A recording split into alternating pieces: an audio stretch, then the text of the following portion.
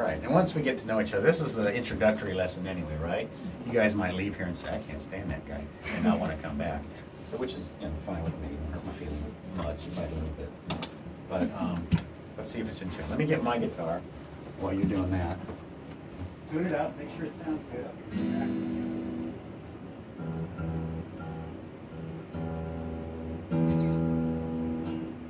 He's got too much of window crack on both sides, plus the sunroof is up.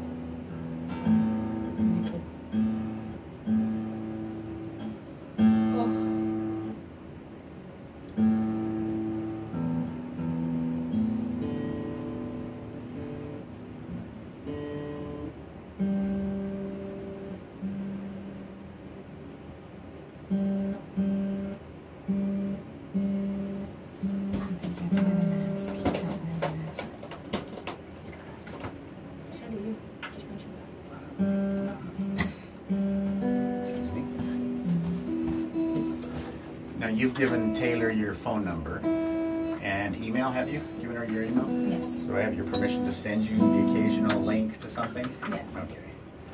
Then I will do that. You can pass them along to Bayon. Do you like to be called B? Do you prefer that? Yeah. Okay, then that's what we'll do. Do you know the names of the strings? E, G.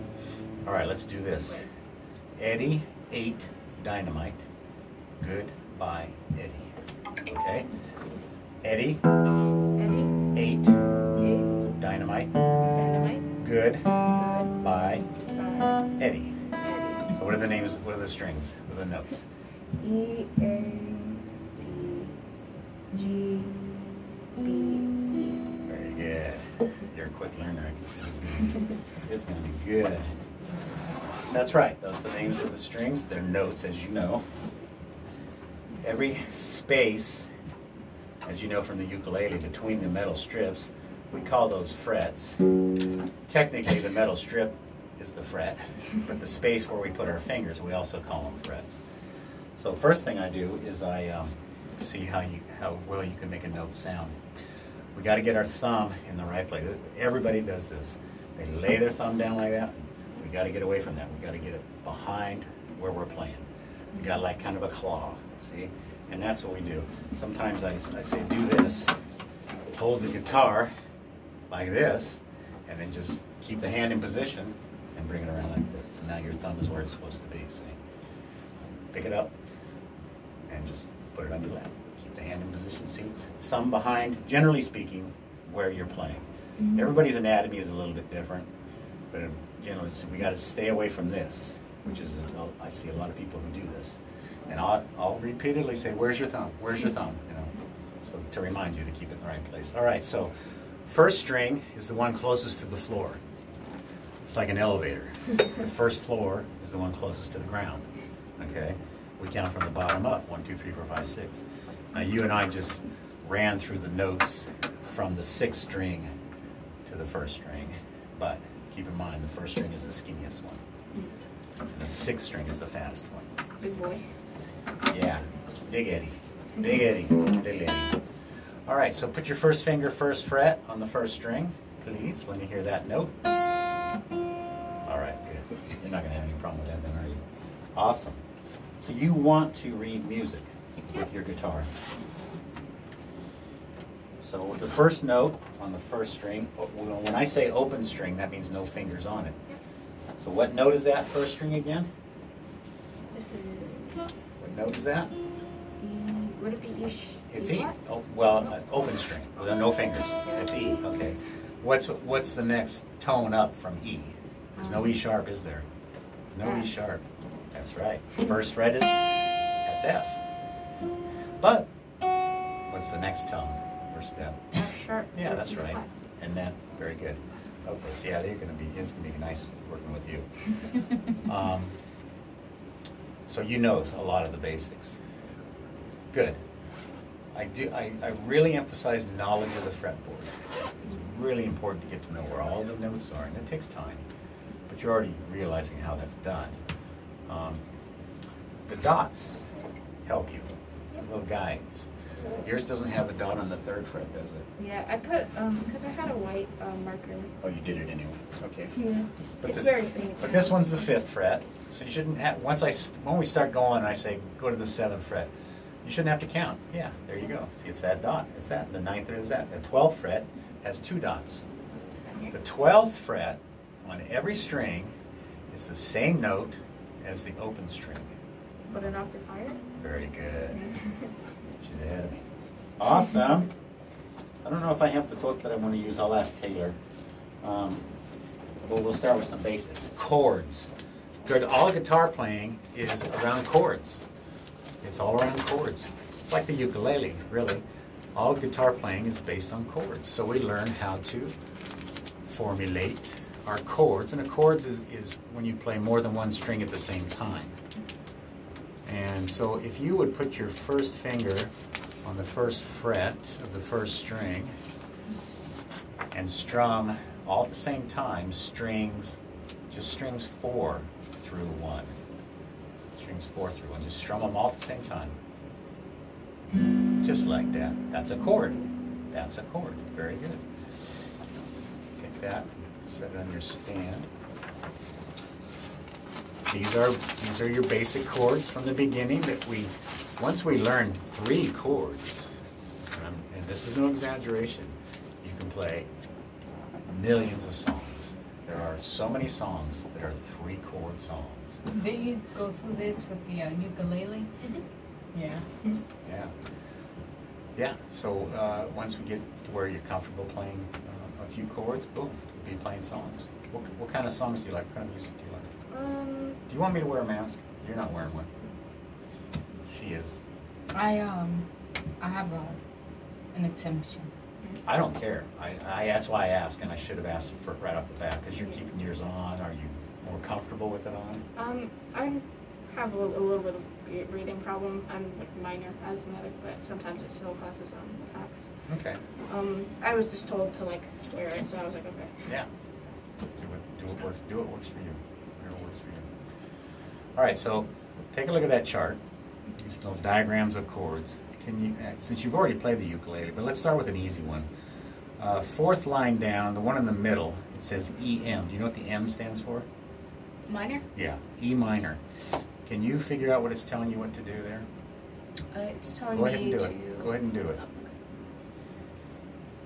That's the correct position, but the little tiny numbers inside the circles are asking you to use certain fingers.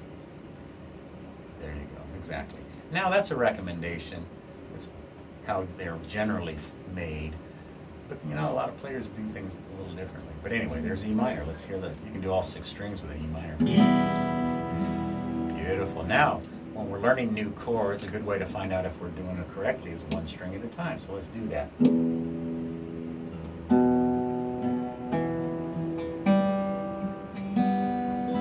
Great. You know, a common problem is people letting the pad of their finger touch the string down below and getting this sound here. And you know that from ukulele playing. So I say curl those fingers and just use the fingertips and get the thumb behind where you're playing. You're making like a claw, like the claw. All right, great. So these are the things you're going to work on at home. You're going to work on chord changes. So let's start at the very beginning. Play an A.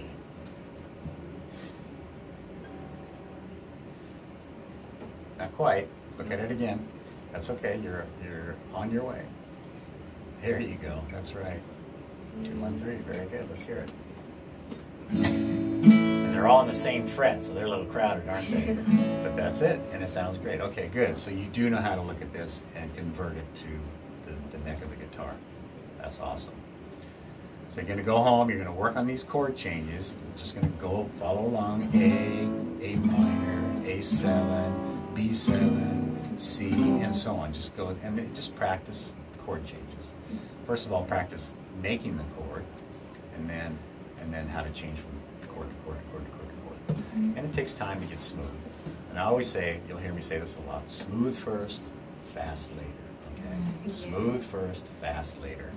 Is this how those crazy rock and roll singers started? They all did, just like this. The crazy ones and the same ones. So they all started the same way. And then gravitate to electric, and then he's like Buddha conscious. Yeah, and electric acoustic is a choice, a style choice. She may never want to go into electric guitar, but if you can play the acoustic, you can play the electric. But it's different styles of music, Right. for the most part. I play some songs in both. Depends on the situation, depends on the crowd, depends on the mood I'm in. but they're the same. Mm-hmm. The neck is the same. The notes are the same. The chords are the same. But just different styles. So what so far have you learned from what I've said? Learn the chord. Chords, good. And where should your thumb stay? Right behind where you're playing. Nice. Okay, good. That's so important. And I may bug you sometimes when I say, "Where's your thumb?" Because it is. It's a habit that people develop doing this, and I just like to make sure you keep that good. And your background is really going to help you in this regard. So let's do this. You know the names of the strings, and you know the names of the notes. See if you can find on the third string. Play the note A on the third string. Play the note A. See if you can work that out. Where would A be? What note is the third string? Do you remember? It'll take a little time. That's okay. 48 down there, right? Something like that. Yeah, that's right. There you go. That's right. And where's A? Close. So close. How? Oh, here's something I should say. 2 frets is what we call a whole step. 1 fret is what we call a half a step. So a whole step would be 2 frets. So 2 frets up from G, a whole step or 2 frets would be here. So how do we go from G to A? We go to G sharp. We go to A. So you were close. You just went a half a step too far. Okay, but you were close, and that's good. It tells me something. So you already figured out that this is F. So where's G on the first string? Nice. Let's hear it. Good. Now, often I recommend when you're playing in a certain position on the neck, kind of keep the fingers lined up with the frets. So initially, when we're doing things like, I want you to play first fret, first finger, second finger, third finger, fourth finger. You keep them lined up with the frets. Don't be sliding up and down like that. We want to get the dexterity and get used to playing. So here's your exercise for home. Open string, first string, first fret, second fret, third fret, fourth fret, third fret, second fret, first fret, open string. He's the hardest to train. Yeah. That's why I insist that we start training him right off the bat, because he's the hardest. Yeah. He's the hardest to train. Because he's so short. He knows. We don't use him a lot when we do things, you know? That's why he's the hardest to control. I play keyboard games, and it sometimes require like Okay. all the way over there, so it's like. Well, that'll help. That'll help. So I want you to do that on every string at home. This is your warm-up.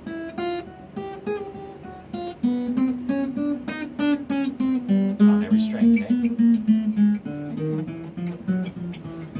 This is your warm-up.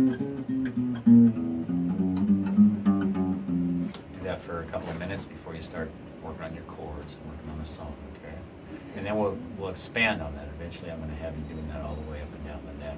Oh boy. You'll do this. Now all the way up to here, and you just shift 1 fret and come back down, then shift 1 fret and go all the way up, and shift 1 fret, come all the way back later on. Right now, we'll just stick with the first 4 frets. That'll be a good workout. And do you have a metronome? On my phone. That's the best place. Just use a metronome. Set it at a comfortable tempo. Boom, boom. Tap your foot. Get your whole body in the rhythm and go. With the metronome going, please.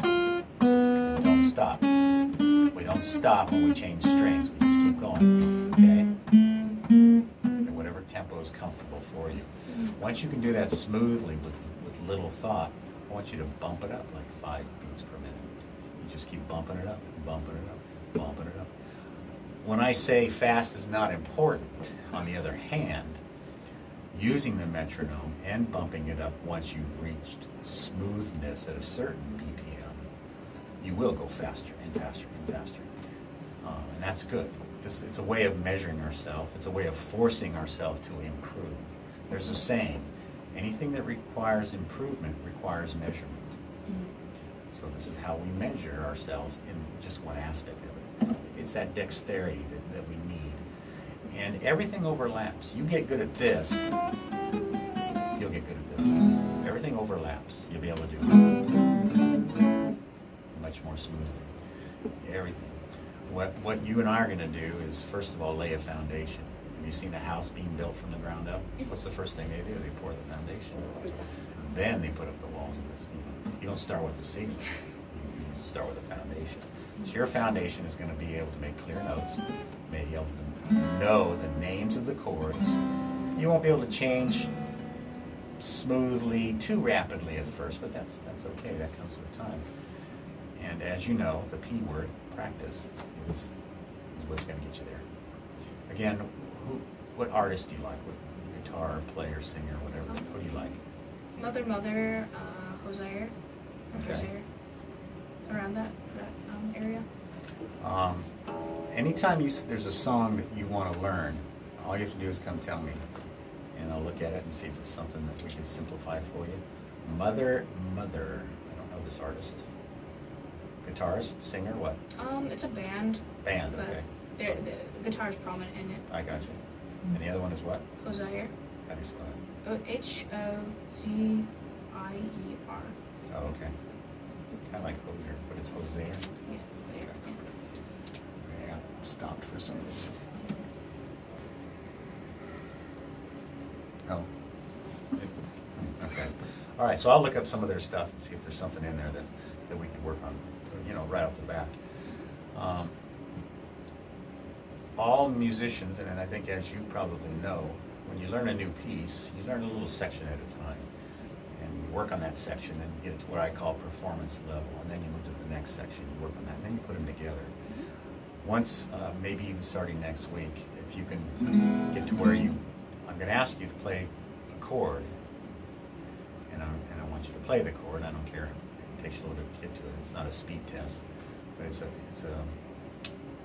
name test, I guess you could say. Yeah. Play D for me. Play A for me. Play E for me. Like a note test Kind of thing, yeah. But I want you to know the names of the chords fairly quickly. Fairly quickly know the names of the chords so that we can progress from there. Because then we'll get into what I call pick and strum. Pick and strum. So something like this is what I style as pick and strum.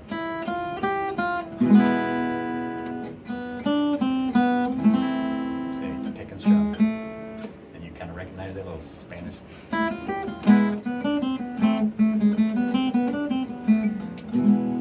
Just two chords, very easy chords. E, A minor, E, A minor. So all we did was pick some notes, strum a chord, pick some more notes, strum another chord. And do you sing? kind of. You do. You like to sing. Is the goal here to play and sing? Yeah. Okay. Well, I ask because there's some who don't want to sing. They just want to play the guitar. Yeah, I'd like to sing. Okay. I'm just not very confident in my singing ability. How is she singing?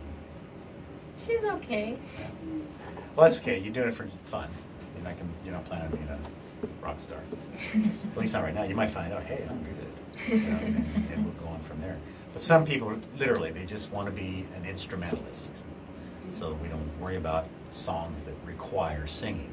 Because if I sit here and play songs that it's just strumming a chord, it's pleasant, but what is that? It's just chords, and it's not really a song, right? But if I go, nibbling on cheesecake, that kind of thing, then oh, now it's a song. But if you don't want to sing, then we don't do it that way. We do it a different way. But the pick and strum method I teach to everybody because all of us would like to be able to play some instrumental stuff. I perform, and when I'm a solo act, so I sing and I play. But I do a lot of instrumentals too. And then I do instrumental breaks, between verses. So it's really good to know how to do instrumental style stuff along with strumming chords.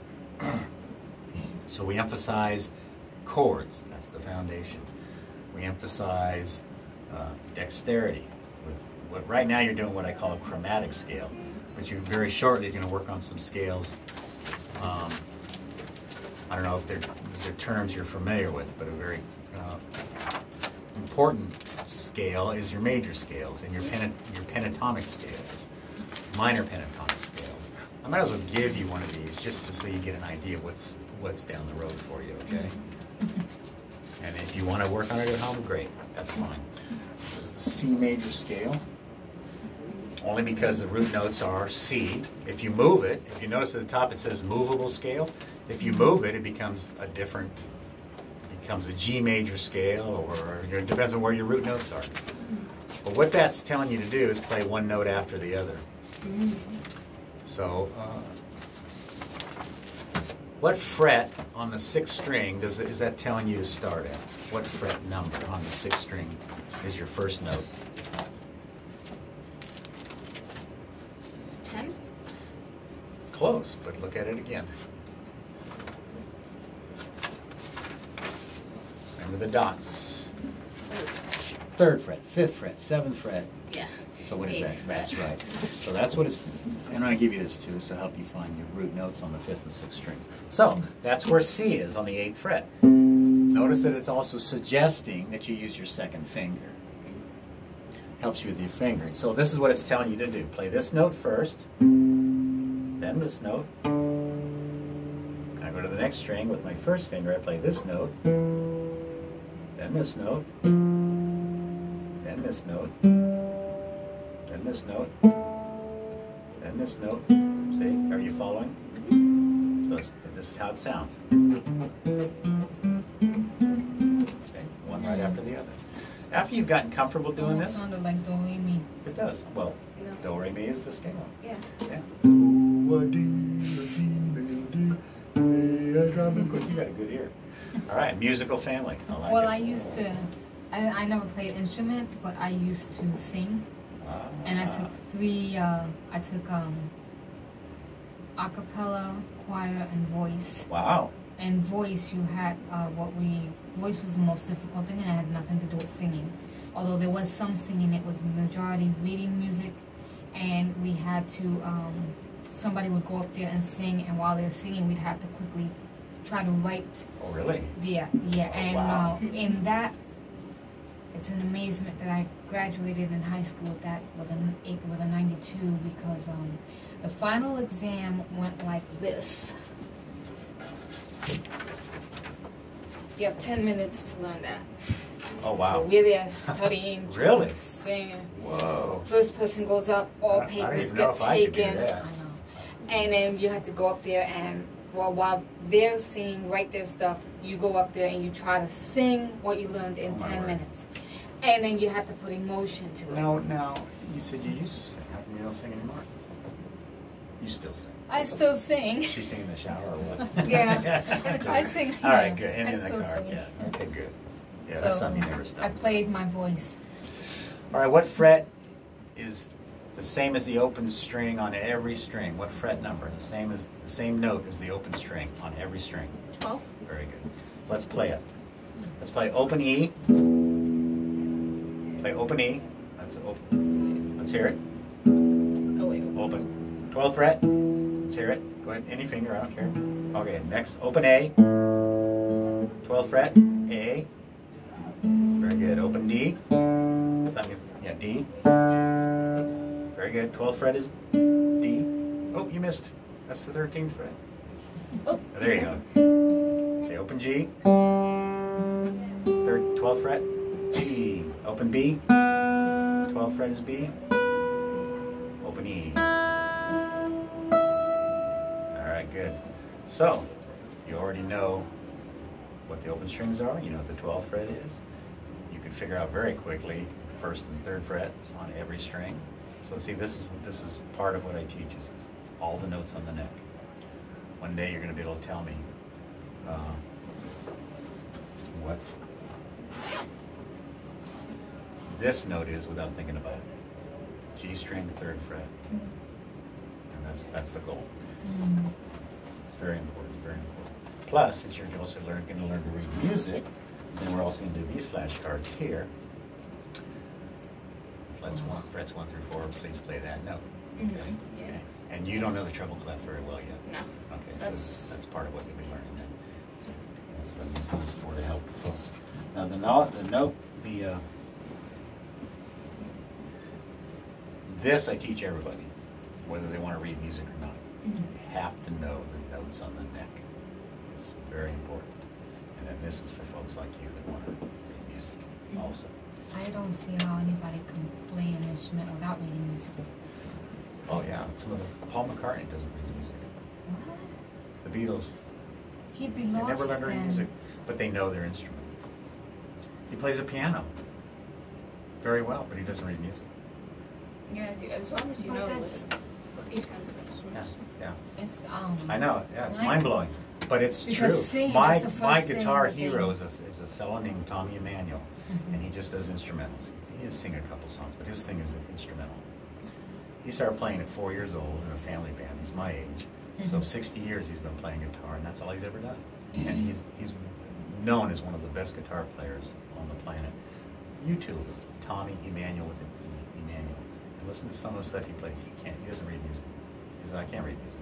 He knows the neck, no.